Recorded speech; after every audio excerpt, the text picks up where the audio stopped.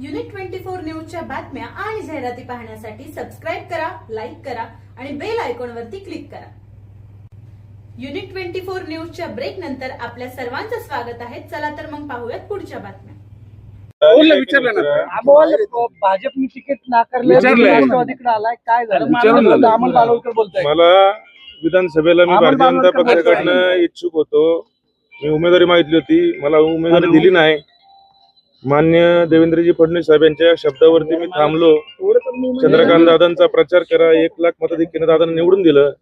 तेव्हा चंद्रकांत दादा माझ्या घरी आले, सर्व विषय संपला। तुला महापालिकेमध्ये चांगली संधी देऊ, तुला चांगलं फ्युचर असं मला सांगितलं। आणि त्या आशेवरती एक कार्यकर्ता त्या ठिकाणी भारतीय जनता पक्षामध्ये प्रामाणिक काम माझ्या सर्व जनतेने पाहिलेलं आहे। आणि आज माझ्यासोबत हा दगा फटका पक्षाने केलेला आहे।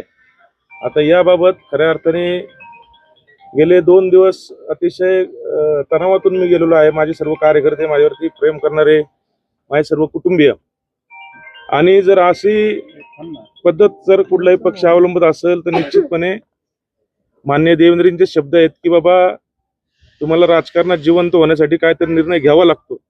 त्यासाठी मी मान्य अजितदादा यांच्या नेतृत्वामध्ये राष्ट्रवादी पक्षामध्ये जाण्याचा निर्णय घेतलेला आहे।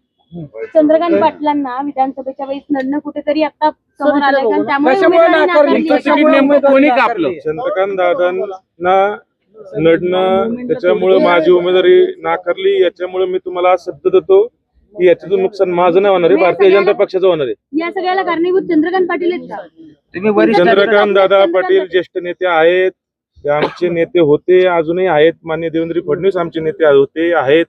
पण एक कार्यकर्ता जर त्यांनी वाऱ्यावर सोडून दिला, कुठल्याही सन्मानाने वागणूक न देता, आणि अशी परिस्थिती मला सांगायचं 2 दिवस अगोदर, महिनाभर अगोदर सांगायचं, काय जर तुम्हाला द्यायचंच नव्हतं तर सन्मान एवढं तर मी 10 वर्ष फडणवीस साहेबांशी त्यांनी तुम्हाला शब्द दिला होता, संपर्क साधला आता 2 दिवस शब्द मोडला गेला नाही करताना शब्द मी त्यांच्याशीच आता 10 मिनिटापूर्वी दादांशी माझं बोलणं आले।